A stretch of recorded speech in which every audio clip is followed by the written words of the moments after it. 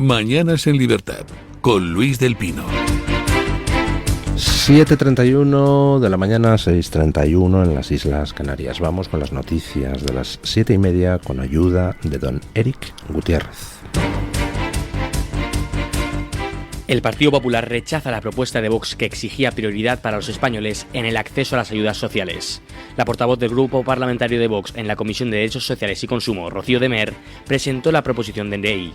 Vox argumentó que la inmigración masiva y descontrolada es actualmente el principal problema social en Europa y que este fenómeno cambiará el rostro de nuestras sociedades. Tras la intervención de la diputada de Vox por Almería, se procedió a la votación en la cual la propuesta de Vox fue rechazada por unanimidad. Todos los grupos presentes de la comisión, incluyendo el Partido Popular, el Gobierno y sus socios separatistas, votaron en contra. Vox presenta en una comisión del Congreso una propuesta para que los españoles tengan prioridad en el acceso a las ayudas sociales y el Partido Popular vota junto con el PSOE y su Frankenstein en contra de la propuesta. Pues muy bien, ¿no? O sea, al PP le parece mal que los españoles tengan prioridad en el acceso a las ayudas sociales. El otro día me contaban un caso, que es uno de tantos, ¿no?, de una familia que intenta obtener una beca de comedor en su colegio, aquí en la provincia de Madrid. Y resulta que pues se lo deniegan porque es que tiene prioridad todo el mundo, menos los que son de aquí. Oiga, no sé, pero tal vez el pagar impuestos te da derecho a esperar recibir a cambio algo con prioridad a los que no lo pagan. En fin, noticia judicial. Noticia judicial de hace 16 años. Resulta que Camps era inocente. La Audiencia Nacional absuelve al expresidente de la Comunidad Valenciana, Francisco Camps, en el último caso de la trama Gürtel que tenía pendiente. Yo no quiero que ningún español pase por lo que yo he pasado durante estos 15 años. No tiene ningún sentido que haya tenido que estar 15 años explicando lo que era absolutamente inexplicable, porque nunca, como dije hace 15 años en el Parlamento valenciano, nunca ocurrió absolutamente nada. Nada debía a nadie, nadie me debía nada. Y eso lo dije hace 15 años. Se lo dije en aquellos momentos a los que estaban en la oposición política y se lo dije también a todos aquellos que quisieron escucharme. Y se ha demostrado 15 años después de 10 procesos, que efectivamente nada había ocurrido. Lo que ha ocurrido es que yo era el presidente de la Generalitat y hoy obviamente no lo soy. La Fiscalía Anticorrupción solicitaba 1 año de cárcel y 6 de inhabilitación para Camps por tráfico de influencias en concurso con prevaricación. Sin embargo, el juez determinó que no existe prueba o indicio alguno de que Camps haya dado orden o sugerencia para adjudicar contratos a la trama. El tribunal también absuelve a varios consejeros y funcionarios de la Generalidad Valenciana por las contrataciones públicas realizadas entre 2004 y 2009, incluyendo las vinculadas al Open de tenis y los contratos de los grandes eventos para su exposición en la Feria Fitur. Tras su absolución, Camps expresó claramente su deseo de retomar su actividad política. Desde luego, estar en política, porque mi compromiso es irrefrenable, mi voluntad también lo es, mi ilusión sigue siendo la misma. Estoy casi más ilusionado que cuando comencé en el año 91 como concejal de tráfico en estos momentos. Me veo con más fuerza, con más ilusión, con más experiencia, con más madurez. Y en fin, hablaré con el Partido Popular, que es mi partido, que es el gran partido de España, que es el partido que tiene que seguir liderando el presente y el futuro de nuestro país y, bueno, pues a disposición de mi partido, como siempre he estado. Por otro lado, la Audiencia Nacional sí condena a los cabecillas de la trama conocidos como el Grupo Correa, entre los que se encuentran Francisco Correa, Pablo Crespo y Álvaro Pérez. Bueno, 130 y pico portadas o 160 y pico portadas, ya no recuerdo, dedicó El País a Paco Camps por algo donde al final resulta que de lo que se acusaba a Camps era de haber recibido 3 trajes. ¿Saben ustedes cuántas líneas dedica hoy El País en su portada a la imputación de Begoña Gómez? 0 pelotero. Porque Hombre, no vamos a comparar la importancia de 3 trajes con 3,5 millones en solo uno de los contratos, ese que conocíamos ayer, que ha firmado uno de los lacayos de Sánchez, José Manuel Franco. Contrato detectado en el registro a la sede del Consejo Superior de Deportes. A ver, ¿dónde va a parar? ¿Qué son? 3,4 millones de euros. Nah. Lo importante eran los 3 trajes. Que con la trama Gürtel hubo guarrerías diversas, vamos, no cabe ninguna duda, hay condenados por la trama Gürtel. Que a Paco Camps le eligieron como punto focal para tratar de centrar en él todas las responsabilidades y cortar ahí, pues también. Por cierto, ¿qué era la trama Gürtel? Pues resulta que eran empresarios que se dedicaban a arrimarse al poder y conseguir contratos de las administraciones públicas a cambio de dádivas que tenían diversas formas de vehicularse. Por ejemplo, pagos de mordidas, por ejemplo, pagos de gastos electorales. Hay muchas formas de vehicular las contraprestaciones a cambio de contratos públicos. ¿De qué estamos hablando en el caso Koldo, Ábalos, Begoña, Sánchez? Pues exactamente de lo mismo. Contratos públicos, subvenciones, ayudas que obtienen una serie de empresarios a cambio de contraprestaciones. Y las contraprestaciones pues pueden adoptar fórmulas diversas. Por ejemplo, pues puedes recurrir a triangulaciones. No estoy diciendo que sea el caso en lo de la trama Koldo, Ábalos, Gómez, Sánchez. Simplemente lo pongo como ejemplo. Tú coges y publicas un libro de memorias. Y entonces te dan una pasta en concepto de adelanto de derechos de autor, pasta que no está para nada justificada con los ejemplares que se van a vender luego, pero que responde a una contraprestación que se triangula de tal manera que quien te paga el adelanto por otro lado cobra no sé qué de los empresarios que por otro lado han recibido las ayudas que tú les has dado. Puf, hay multitud de formas de esconder las contraprestaciones, hay multitud de formas de intentar evitar que la justicia pueda demostrar que existieron contraprestaciones, pero al final hablamos de lo mismo. Hablamos de gente que resulta que se lucró pues por su proximidad al poder. Y en estos momentos tenemos a una iba a decir a una presidenta, me estoy pachilopezando. Tenemos a una mujer del presidente que está imputada. Y ahí sigue el presidente. Y está imputada por algo infinitamente más gordo que la trama Gürtel. Bueno, vamos a ver cuánto aguanta Sánchez, ¿no? Por lo pronto, una pregunta. ¿Dedicará el País 169 portadas a hablar de la absolución de Paco Camps? ¿Ustedes qué creen? La imputación de Begoña Gómez alcanza los medios de comunicación internacionales. El diario británico The Telegraph publica un artículo titulado La esposa del primer ministro español investigada penalmente. En el texto, el medio británico informa sobre la acusación de corrupción y tráfico de influencias que enfrenta Begoña Gómez. Además, The Telegraph señala que cuando el juez de instrucción aceptó examinar la denuncia contra Gómez, Pedro Sánchez se tomó un descanso de 5 días de sus funciones oficiales para considerar la posibilidad de dimitir.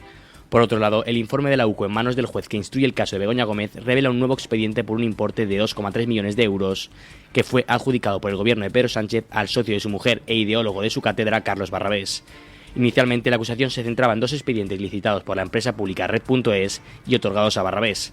Sin embargo, el informe menciona un tercer expediente de Red.es y adjudicado a una UTE relacionada con Carlos Barrabés por un valor de más de 2 millones de euros. Y siguen saliendo contratos. Vamos a ver hasta dónde llega la marea de corrupción. Pero Lo importante es el hecho de que ya se ha internacionalizado la noticia de la imputación de Begoña Gómez. Se ha internacionalizado porque la publica The Telegraph.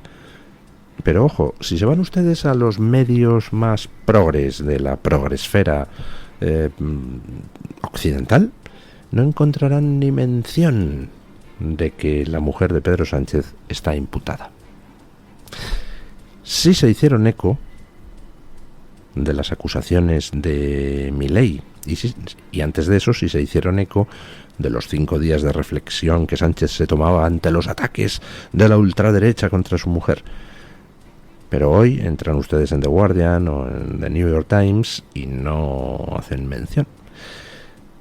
¿Por qué? Pues hombre, no debemos olvidar una cosa. Pedro Sánchez evidentemente actúa por interés personal, pero Pedro Sánchez no está solo. Las cosas que hace tienen su enganche internacional. Por ejemplo, lo de premiar a los terroristas de Hamás por violar a mujeres y asesinar a niños, lo ha hecho en comandita con Noruega y con Irlanda. Es decir, ha movilizado sus contactos de la Internacional Socialista y del mundillo progre para coordinar las acciones. No es una movida solo de Sánchez. Y en el tema informativo, pues hay una coordinación de la internacional mediática progre. Cuando ustedes entran en El País verán que tiene una versión en inglés. ¿Para qué tiene una versión en inglés? ¿Para informar a los ingleses y americanos de lo que pasa en España? No, es una manera de tener coordinación entre medios. Llega un medio progre americano o británico y dice, a ver, que han imputado a la mujer de Sánchez. Entonces entra en El País versión inglesa y dice, no lo menciona. Entonces toca no mencionarlo. Y no se menciona. Y así funcionan las cosas, sin necesidad de órdenes y sin necesidad de que nadie diga, este tema no se toca. No. Mucho más natural todo. Simplemente basta con fijarse en el periódico de referencia progre de cada país para saber qué toca en el calendario informativo progre. Por eso les digo muchas veces que la guerra cultural no empieza en el comentario a las noticias. Eso ya es cuando la guerra cultural está en marcha desde hace tiempo. No. La guerra cultural empieza en la selección de las noticias. Entonces, son noticia los 3 trajes de Paco Camps, 169 portadas del País. No es noticia la imputación de Begoña Gómez, que no aparece en El País. Es en esa labor, la selección de las noticias, donde se juega el grueso de la guerra cultural. Porque una vez aceptada la selección de las noticias, ya como las comentes es casi indiferente. Por eso, pues en este programa y desde siempre, yo me selecciono mis noticias. Yo decido qué es noticia. No dejo que me marquen el calendario otros. Y bueno, por eso tiene éxito este programa, porque aquí la gente escucha lo que no escucha en otros sitios. El Partido Popular no citará a Pedro Sánchez en la Comisión de Investigación del Senado antes de las elecciones europeas. Feijóo anunció la semana pasada que el Senado interrogará a Pedro Sánchez en algún momento para que responda sobre el caso Koldo, el supuesto tráfico de influencias de su esposa Begoña Gómez y el aterrizaje en Madrid de la ex vicepresidenta de Venezuela, Delcy Rodríguez. Pero esto no pasará ni esta ni la semana que viene. La hoja de ruta marcada por la mesa del Senado comenzará el martes de la próxima semana con la comparecencia del presidente de Adif, Ángel Contreras. El miércoles será el turno de la empresaria Letizia Laufer, el jueves de la exministra de Asuntos Exteriores Arantxa González Laya y el viernes de la presidenta del Congreso Francina Armengol. El PP ha justificado su decisión de no citar a Sánchez ahora, argumentando que las personas que acudirán la semana que viene son las idóneas en base a este objetivo de conocer la verdad, por el momento procesal en el que nos encontramos en estos momentos. No obstante, han dejado abierta la posibilidad de una convocatoria de urgencia de Sánchez, aunque parezca muy poco probable. ¡Ay, Dios mío! Que han imputado a la mujer del presidente de gobierno. Pero el Partido Popular, con su mayoría absoluta en el Senado, no piensa citar a declarar ni a Sánchez ni a su mujer antes de las elecciones europeas. Que si acaso después. Ya. Desde el principio no quisieron llamar a declarar a la Comisión de Investigación en el Senado a Begoña Gómez. ¿Por qué? ¿A cambio de qué? A cambio de que no se llamara, como se publicó, a declarar a la Comisión de Investigación del Congreso a la pareja de Ayuso y a la mujer de Feijóo, como había amenazado el PSOE. ¿Estamos en eso de una mano lava a la otra? Permítanme que haga una pregunta. ¿Me puede alguien decir una sola cosa útil que haya hecho el Senado con su mayoría absoluta del PP? ¿Para qué ha servido entregarle en el Senado una mayoría absoluta al PP si ni siquiera cuando imputan a la mujer de Pedro Sánchez la llama a declarar ni a ella ni a su marido a la comisión del Senado? Tienen mayoría absoluta, podrían llamar a quien quisieran. Vox ha pedido que se llame a declarar en el Senado a Begoña Gómez. Pues el PP no la va a llamar a declarar. Mira tú por dónde. Repito la pregunta. ¿Alguien me puede decir una cosa útil, una sola, para la que haya servido la mayoría absoluta del PP en el Senado? No. Pues ya saben ustedes. El voto útil y tal. Pedro Sánchez ha ordenado a todos los diputados socialistas que permanezcan en Madrid esta noche para evitar problemas en la votación de la ley de amnistía. Hoy, tras 6 meses de tramitación, la ley de amnistía será aprobada definitivamente y publicada en el BOE. Aunque desde el PSOE insisten en que no hay peligro en la votación, Sánchez ha pedido a todos los diputados socialistas que no regresen a sus comunidades autónomas, asegurando así la aprobación de lo que considera la norma más importante de esta legislatura. El texto fue aprobado en el Congreso con 178 votos a favor y 172 en contra en una segunda votación el pasado 14 de marzo. Ahora se necesita nuevamente esa cifra para levantar el veto impuesto por el PP en el Senado el pasado 14 de mayo y aprobar definitivamente la norma. La sesión comenzará a las 9 de la mañana después de las preguntas orales e interpelaciones formuladas por los diputados en la sesión de control al Gobierno. Pues ya tenemos la ley de amnistía hoy para debatir en el Congreso. Muy bien. ¿Y ahora qué hacemos? Se lo dije por activa y por pasiva al Partido Popular.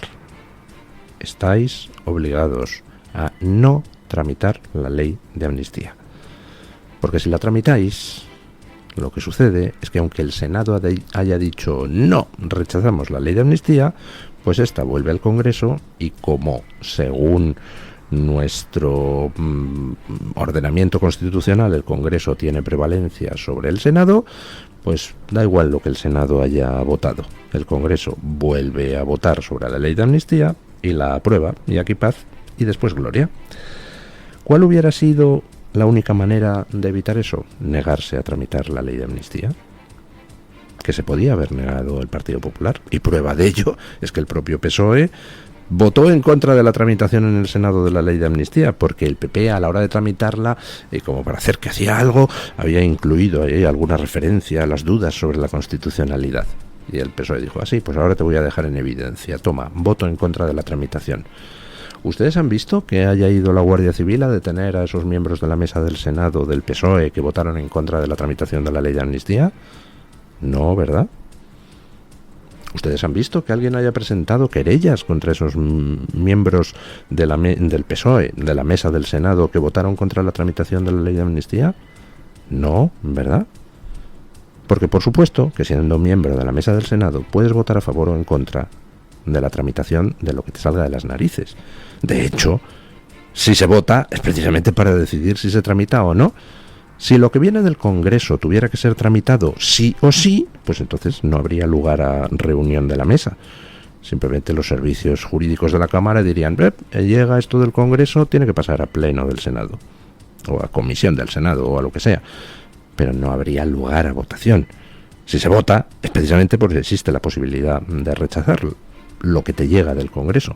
Y pongo un ejemplo muy simple. Si mañana resulta que en el Congreso Sánchez se vuelve loco y obliga a todo su frente Frankenstein a votar una ley restaurando la pena de muerte, pues por supuesto que el Senado no tiene obligación de tramitar semejante barbaridad inconstitucional.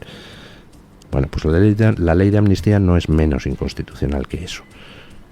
Y por supuesto que el PP podía haber votado en contra de tramitar la ley de amnistía, como demuestra el hecho de que los miembros socialistas de la mesa del Senado votaron en contra y no ha pasado nada. Si el PP hubiera votado también en contra, no se habría tramitado la ley de amnistía.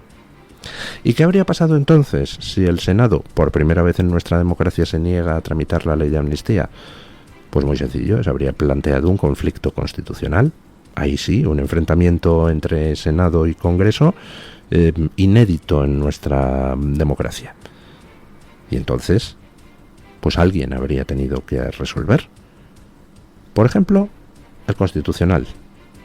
Si el Senado le devuelve al Congreso, lo siento, no puedo tramitar esto porque es abiertamente inconstitucional, pues el Congreso tendría la posibilidad de recurrir al Tribunal Constitucional y decir, oiga, obligue usted al Senado a tramitar esto. Y bueno, pues ya veríamos a ver cuando el Tribunal Constitucional obedeciera a su amo Sánchez, qué hacía el Senado. Pero eso sí hubiera sido plantear un conflicto constitucional. En lugar de eso que hizo el PP, coge y pudiendo votar en contra de la tramitación, va y vota a favor. Y se empieza a tramitar la ley en el Senado. Y entonces, para hacer como que hace algo, dice, voy a plantear un conflicto constitucional. Y entonces le manda al Congreso una cosa diciendo, esto es intolerable. Y el Congreso coge, lee esa cosa y la tira a una papelera y dice, estupendo, hala, a pastar. Y se tramitó la ley de amnistía en el Senado. Y entonces el PP ahí, con su mayoría absoluta, dice, pues votamos en contra de esta ley de amnistía en el Senado. Muy bien, estupendo, han votado en contra. Y ahora vuelve al Congreso y hoy el Congreso volverá a votar a favor de esa ley de amnistía. Con lo cual, ¿qué hemos logrado? Hemos logrado que esa ley de amnistía ahora tenga que pasar a firma del rey. Es decir, el Partido Popular, con su mayoría absoluta en el Senado, en lugar de proteger al rey, siendo ellos los que planteen un conflicto constitucional en condiciones, negándose a tramitar la ley de amnistía, va y la tramita, con dos narices. Y ahora el marrón a la mesa del rey.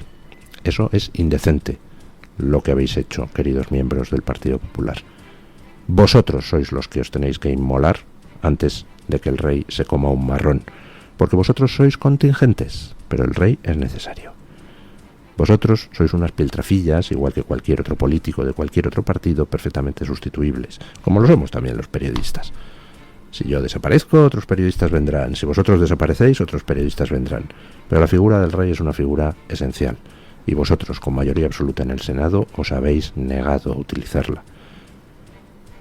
No sé si por cobardía o porque en el fondo a lo mejor también os gusta tocar las narices a la Casa Real. Podíais haberos negado a tramitar la ley de amnistía y sin embargo la habéis tramitado. Una vez más, seguís haciéndole el juego a Sánchez. Y hoy en el Congreso, pues nos vamos a encontrar con que de nuevo el Frankenstein va a aprobar de nuevo la ley de amnistía y ya pasará a firma del rey y posteriormente a publicación en el BOE. ¿Y qué es lo que nos dicen los que, teniendo mayoría absoluta en el Senado, no han querido utilizarla para boicotear de todas las formas posibles la ley de amnistía? No, pero en cuanto esté aprobada en el BOE, ahí entrarán los jueces a ampararla, poniendo cuestiones prejudiciales. O sea, los que tienen mayoría absoluta en el Senado no la usan para parar la ley de amnistía y le echan el marrón al rey, que ahora tendrá que firmar esa ley que le desautoriza a él mismo y que ataca a nuestra Constitución y la vuela por los aires, sino que además el PP le echa el marrón a los jueces.